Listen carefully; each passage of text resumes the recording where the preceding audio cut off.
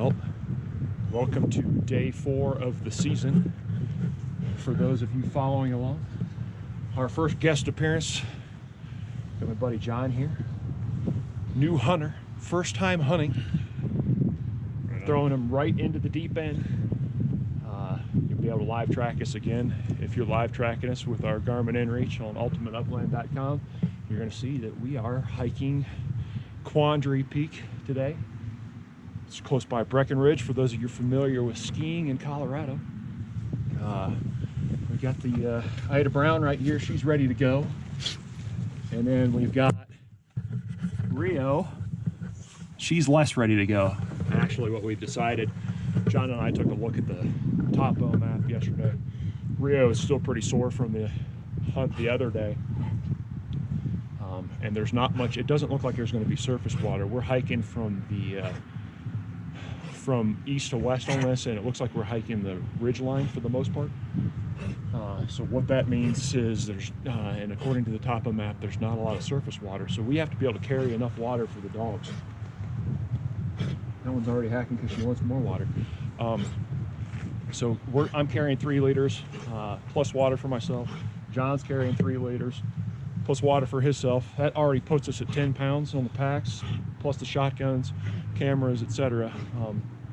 And because Rio's sore, we're just going to sit her today. So we're going to try and find bluegrass down here. Looks like we'll hike in the tree lines for a little while and hope that the bluegrass are there. And then once we get above that, we'll have opportunities to see ptarmigan, although the ptarmigan season doesn't come until the 14th.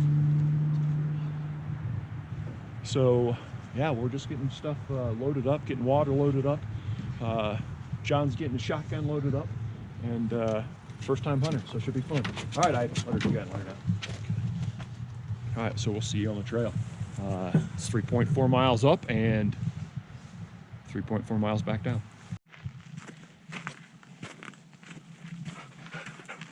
Everybody's excited. As you can see, we aren't going to be alone on the trail today. Welcome to mixed use.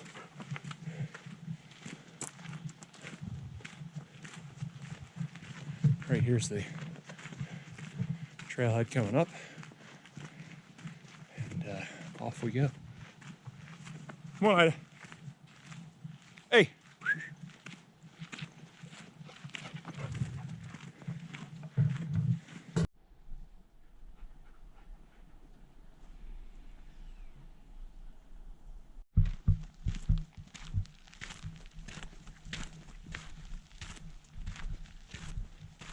Run away.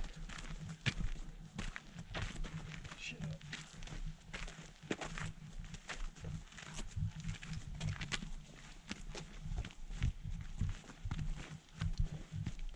All right.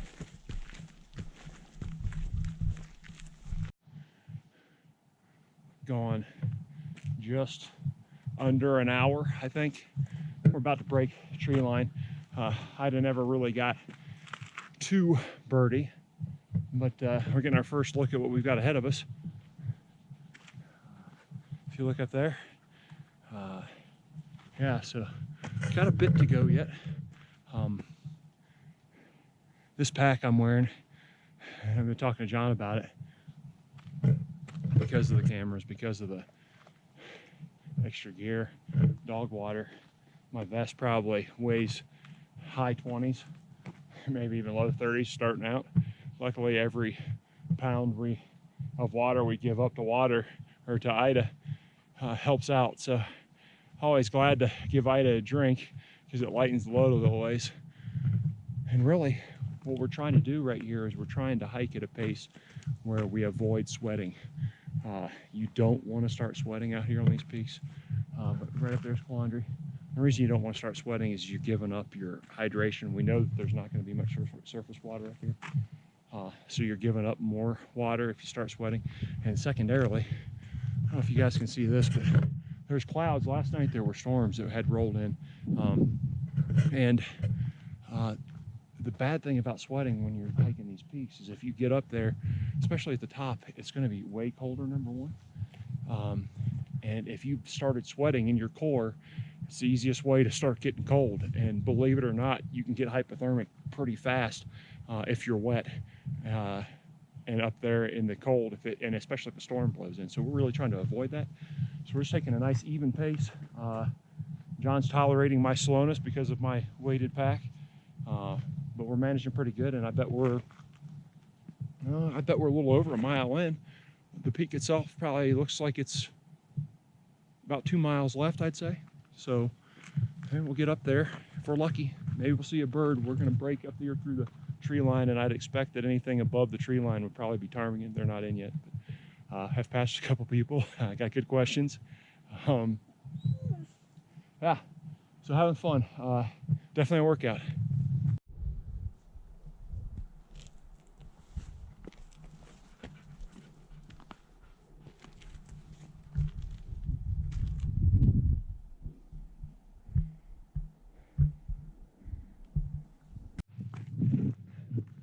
Well, we just had our first encounter with Know Your Public Lands. It's kind of fun to share this, but I'll share it with you guys too, because a lot of people don't know the distinction. We're currently hunting and hiking national forest land. All national forest land, unless otherwise posted, is available for hunting. It's mixed use, managed for multi-use for the greatest good. National parks, another public land, those are no hunting ever. So national parks, you cannot hunt it. And then I think of the other two types you probably need to know about. BLM, any BLM land. Hunting, yes, we can hunt on BLM land. Smart BLM, yes, we can hunt it. And then we've got national monuments. National monuments are the tricky one. Some national monuments you can hunt, some you can't. They are monument specific. You can't go by state rules. You have to go look and see what the regs are at the monument. Stop at the monument office, check with them. Some of them will be a portion hunting. Some of them want, other one, a big one, national wildlife refuges. National wildlife refuges were paid for by duck stamps. Those are hunters' dollars at work, and birders for the most part. National wildlife refuge, most of the time a portion is open to hunting again, and a portion is closed. So there you go. That's your public lands breakdown. For those of you wondering, because we'll get the question multiple times today, you can shoot up here, was what the last lady asked. So no, we can't just shoot up here, but we can hunt. So there's the distinguishing factor there. All right, we're gonna keep going. John's looking good, looking light. Peaks looking good. Here we go.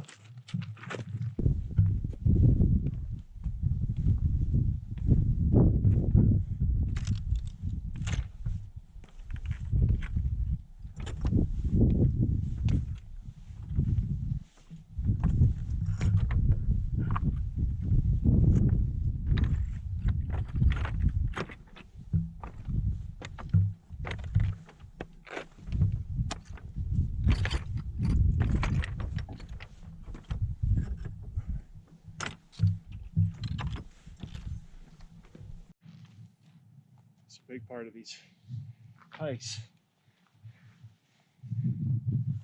you're going to see, is the layering and unlayering. The real danger here is you don't want to sweat when you get up here on the mountain. If you can avoid it, because you're losing moisture. And if the weather changes, it's going to get real cold real fast. So probably seen us at this point layer and unlayer about 4 times. Probably have about 4 times more. We've got about 600 feet vertical left, and height is ready for the top. Here we go.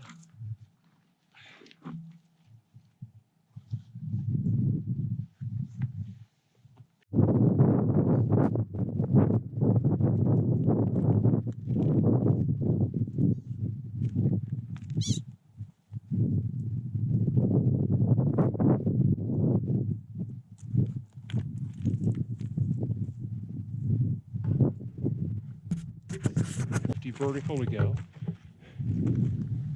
Haida is officially finished.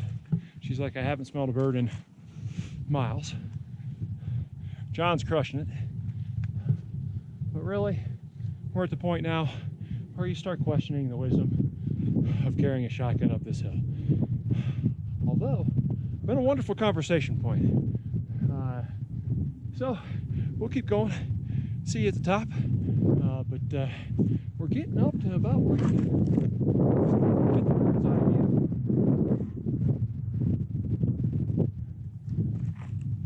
It's a fun hike. If you haven't done one of these, you got to get out here and do it. We've seen people of all ages, all skill levels, and you just take your time on a day of good weather and you can get up and get back. So I encourage you guys, make use of your public lands. Go see something spectacular, and I can guarantee you that view is spectacular. We'll see you at the top.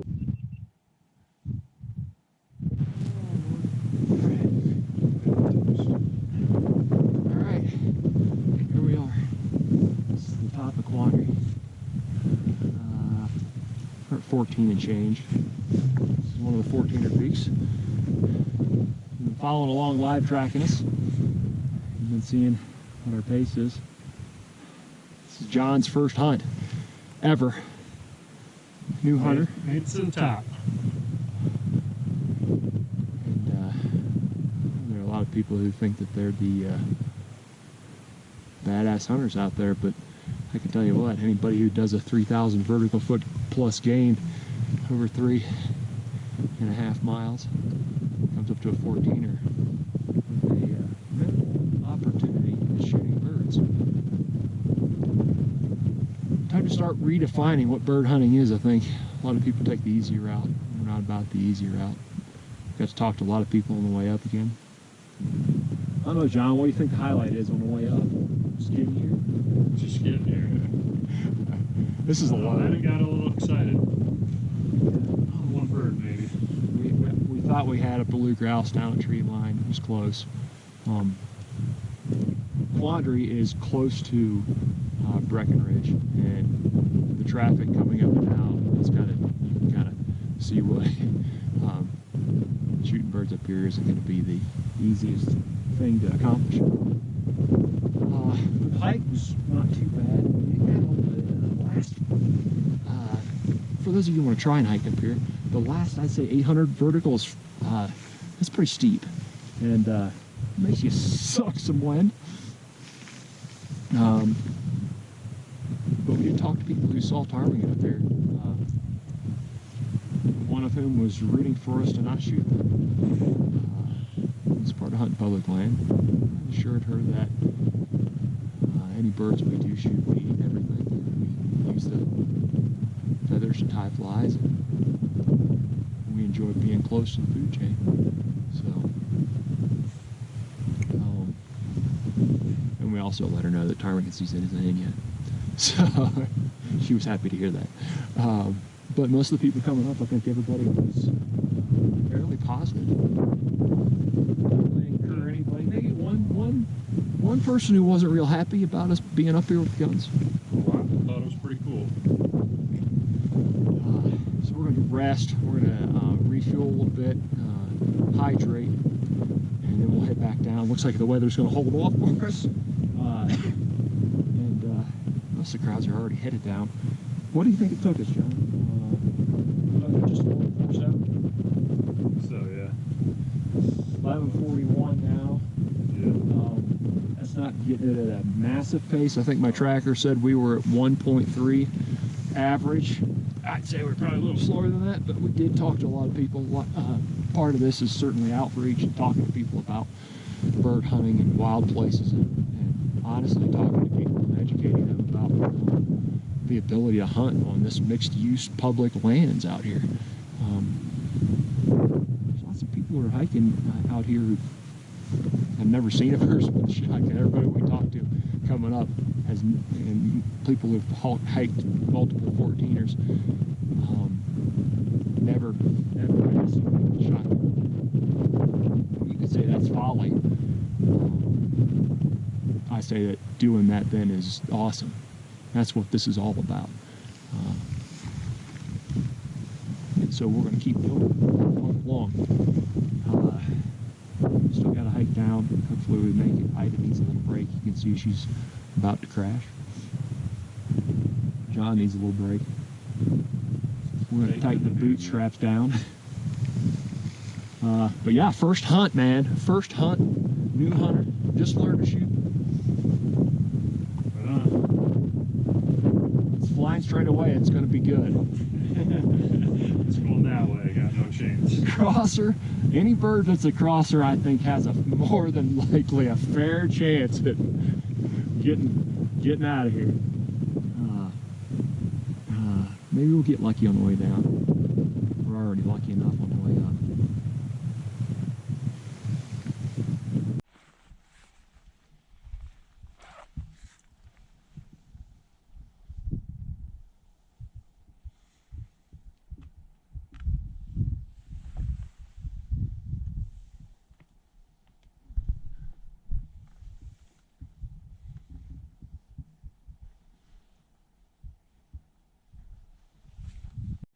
So one thing to note up here when you're on these mountains, and you can kind of see, we're going to be scrambling a little bit, I think. Weather can snap it off on you real fast. And if you look out over my shoulder back there, you can see there are thunderstorms building. And we are at the top. They're a range over. They look like they may be coming this way. It's really tough to tell because out on this side, bright and shiny. So, but thunder, lightning, and storms aren't something you mess around with at elevation. So when you see something like that, if you're up here, it's time to start heading down. So we're going to head down, get off this mountain, and I'll let you know if we get bomb down.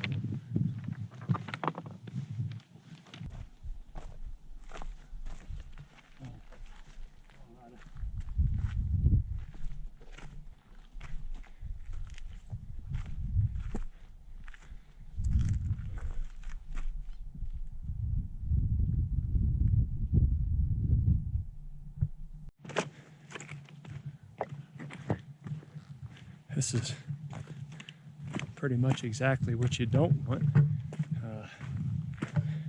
on a climb. That weather that we had that was so nice has come apart, and we've got thunderstorms building all around us. You can see how dark it's gotten behind us, and now to the side. So to say it's not a good idea to be up here holding lightning rods, aka shotguns, is yeah, probably an understatement. So we're trying to efficiently make our way down without breaking something. Get off this ridge. We still might get soaked, but the footing, there you go, the footing is not that great. So we're going to do our best to get down the hill safely.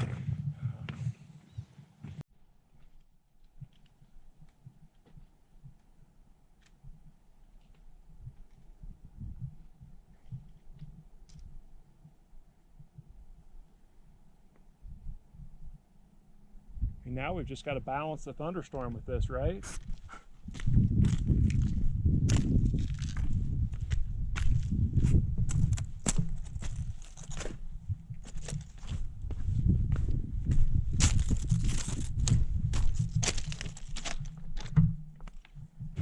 Well, now we know we're going to be soaked going down.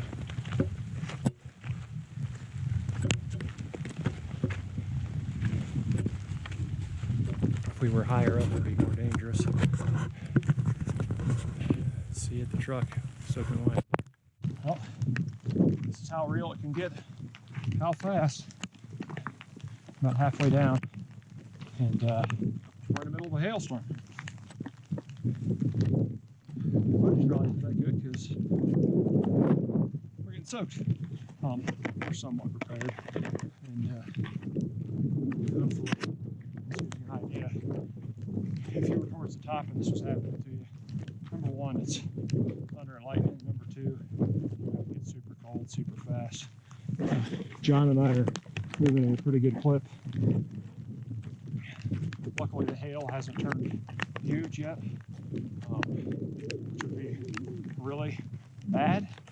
But yeah, perfect example of what can happen out here in the mountains. You got to be prepared for everything. Weather can switch on a dime. Misery ensues.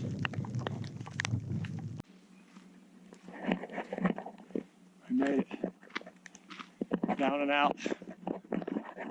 We're just headed to the parking lot right now. We basically had to race down because of the thunderstorm and hail, and yeah, took a toll. What'd you learn from this wonderful first hunt of yours, John? Attention to the storms, Coach. Yeah, I think that was the summary. You know, the other thing I found out was when you're coming down, which is physically somewhat easier than going up, but it's mentally taxing because you can't let up on thinking about where you're putting your next step. Because the second you do, it's elbows over tea kettle, and you don't want any part of that. I almost pulled one off right there in front of John, and it woke me up real fast as to the level of danger there is up there.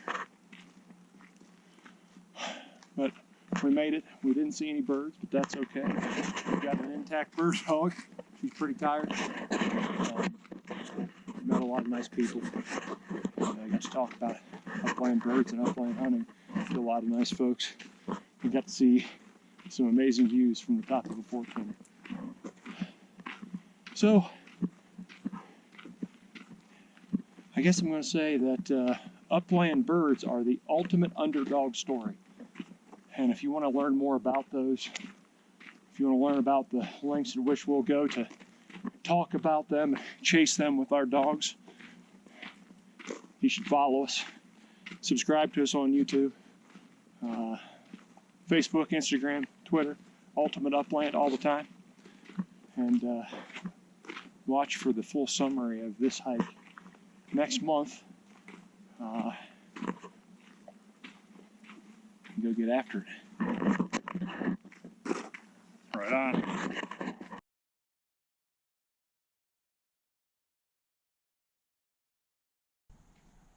Hey everybody, it's Brian and Ida from Ultimate Upland. We're just getting restocked and reloaded, getting our legs back under us. Ida's about ready to go again. Certainly appreciate everyone subscribing and following along. If you've made it this far into the episode, you kind of see what we're up to now. But if you guys have an idea of some place that we can hike or hunt or just meet really cool people, camp, leave a comment in the section below. We'll be sure to respond to that. And of course, if you haven't subscribed yet, we certainly would appreciate it. The next episodes are coming out. Season 1 is in process, as you guys can see. There's more great content to come, including more hikes and actually some shooting. So you're going to want to stay tuned for that. Thanks for following along, and follow us on the other channels as well. If you haven't followed us on Instagram or Twitter or Facebook, it's Ultimate Upland all the time. Thanks again. It's dinner time.